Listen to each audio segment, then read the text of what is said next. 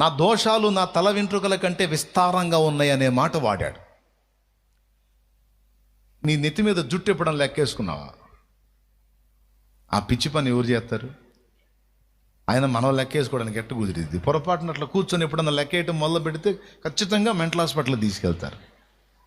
ఇప్పుడు దాకా బాగానే ఉన్నాడు, ఏంటంటే జుట్టు పట్టు 1 2 3 అంటున్నాడు, ఏంటి వీడికి ఏదో మెంటల్ వచ్చినట్టుందని తీసుకెళ్ళి ఖచ్చితంగా షాక్ ట్రీట్మెంట్ ఇచ్చినా ఇప్పిస్తారు.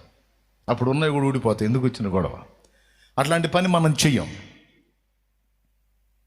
కానీ ఆయన అన్నాడు, నా దోషములు నా తల మీది వెంట్రుకల కంటే విస్తారముగా ఉన్నాయి అన్నాడు. నిజంగా నువ్వు కూడా అన్ని తప్పులు చేసావో లేదో, నీ తల వెంట్రుకలు అన్ని తప్పులు నువ్వు చేసావంటే అన్ని చేసి ఉండదు కానన్నయ్య, కొన్ని చేశానంటాం. మరి అన్నైతే లేవు కానన్నయ్య, కొన్ని ఉన్నాయి అంటాం.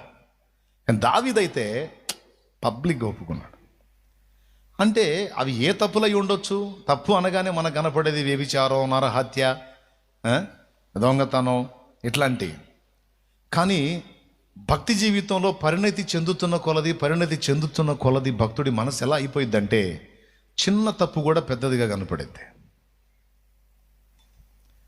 ఆత్మీయ జీవితంలో పరిణతి చెందకముందు, ఎదుగుదల పొందకముందు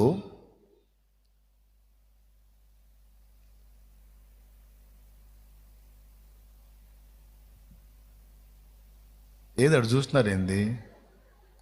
సౌండేనా? నేను చూశాను కాబట్టి కదా.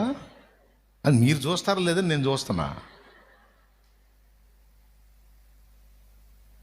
మీరు జాగ్రత్తగా వినండి, మధ్యలో బుక్ చేస్తాను మిమ్మల్ని నేను. జాగ్రత్త. నిద్ర వచ్చిన వాళ్ళు స్తోత్రం చెప్దాం. అది వచ్చిందా నిద్ర? మెలుగుతున్న వాళ్ళు చెబుదాం. రైట్. మరొకసారి ఉంటుంది, రెడీగా ఉండండి.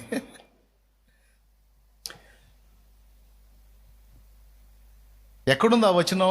శామ్యూయల్, నా దోషములు నా తల వెంట్రుకల కంటే విస్తారంగా ఉన్నాయని దావీదే పలికిన మాట ఎక్కడుంది బైబిల్లో?